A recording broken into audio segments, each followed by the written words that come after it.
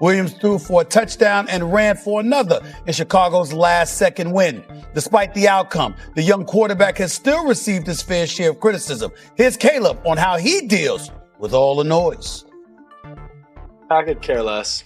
It's kind of how I think I've said multiple times over my time being here. Fair, not. Life isn't fair. People are going to say what they have to say. We win, we lose. People have stuff to say. It was lucky, it was not lucky. People have stuff to say. Have a bad game, have a good game. People have stuff to say. So it doesn't matter. We're only worried about what's going on here within this building and with these guys. So that's all I can say about that. Let's go to you first, Dio. Do you like, love, or hate these comments from Caleb? Oh, I love them. I mean, that's exactly the reality, and you love hearing that from the franchise quarterback, the young player that realizes no matter what he does, no matter what that team does, there's always going to be people who have something to say. We're a part of it. It's our job as well, though. So the fact that at least he's publicly saying that is a good thing. The next level for him is to make sure that he follows it with his actions. He follows it with not being upset or sensitive to when people are going to jump on him or criticize his play or whatnot. So I think he handled that situation very well. And they're 3 in a row. He's played good. He's played consistently improved football. He's saying the right things. What about you, Mina? Yeah, I completely agree. I think for those who don't know, the comment there that caught my eye was it was lucky, which I believe is a reference to a comment that our colleague Troy Aikman made during the game about a busted coverage on the part of the Commanders. Troy was not wrong, but neither is Caleb. He is completely well within his rights to poke a little fun at that and take issue with it. So did the head coach, by the way, Ben Johnson. He kind of addressed it as well. I love it. I love this team, embracing that us against the world mentality. We see this all the time with great teams. I think it's totally fine for the quarterback to make a little joke about it. And Dan is right. It really just comes down to whether or not he backs it up with his play. Yeah. RC, what are your thoughts? What's going on in that building.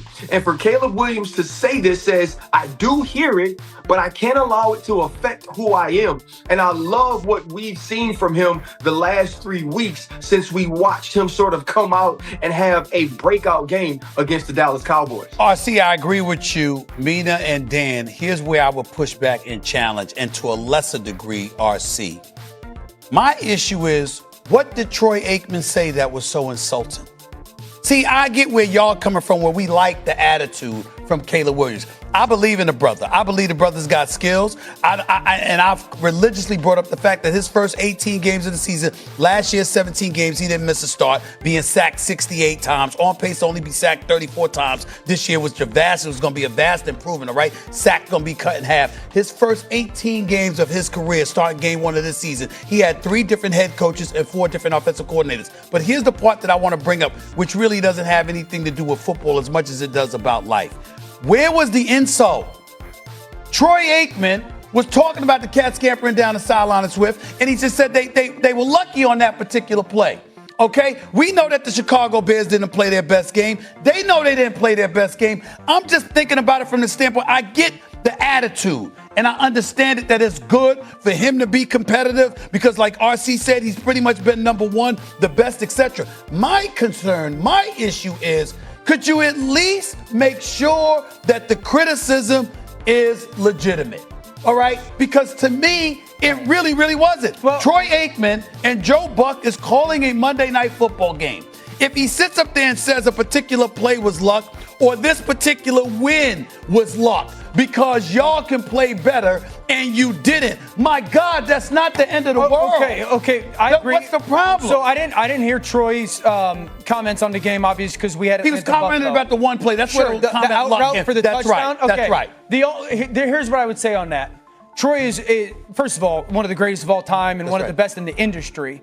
So there is a reality where, yes, as a quarterback, like you caught a break that they missed the stack on the coverage.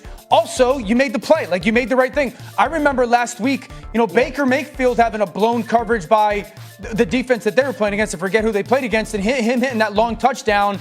And we celebrated because he took a big hit and all that. And so, like, we can't champion one quarterback in that situation and then kind of be like, well, Caleb got lucky in another. The only thing I would say about the whole situation, MK, Ryan, and Stephen A, is this.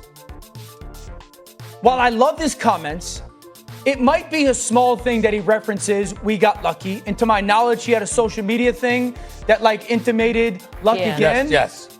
We can't say we don't hear the noise on the outside. We're unaffected by the noise on the outside, while then also publicly acknowledging you're hearing the noise on the outside. Yeah. We got to be a little bit one way or the other. Fine, but I get that part. But Mina, go ahead, RC. I'm sorry. Go ahead. Everybody hears it, right? Like the world doesn't allow us to not hear it. The world becomes outraged before we ever become outraged.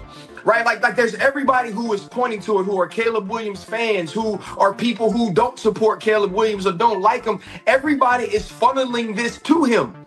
Right? We live in a world now where if we say something about somebody on TV, somebody in the local media is going to ask them, well, what do you feel about these thoughts? It's an impossibility to not hear it. And the other thing is this too, Dan, we hear it all anyway. Even if your thought is, I'm going to block out the outside noise. I'm not going to read Twitter. I'm not going to listen to the radio. I'm not going to watch TV. We live in a world where information is so accessible, you hear it. And so you got to deal with it one or two ways. It cannot matter, and you can still respond back. Right? It cannot affect the way you go about your daily life or the way you prepare for the game or the way you can execute, and you can still respond back. That's part of being a human. Caleb Williams' thing now is you won the game, go forward and win another one. Mina? I just want to say, it's not binary though, right? Because yeah, he can respond, but there are different ways to respond. I'm glad we showed the video of him talking, because if you watch the video, he's not mad, guys. That didn't come across as like a really defensive comment in response to Troy. His social post was a joke. I saw it. He was just like having fun with it. And I think we got to actually be specific about when he's responding to the criticism, the way in which he's responding to it. To me, this did not seem defensive. It seemed like him having fun with it. Stephen A, I agree with you. I don't think anything Troy said was incorrect, but I also don't think Caleb was over the top with his response. So let's actually address not just what he said, but the way in which he said it. I don't think he was over the top either, and I certainly didn't mean to imply that. I'm just simply saying that as we talk about these subjects, and when everybody act like there's something to be insulted about, I'm like, wait a minute, can we at least make sure there's something to be insulted about? Yeah. What was actually said? Right. Yeah. What actually provoked a response? What is the big deal?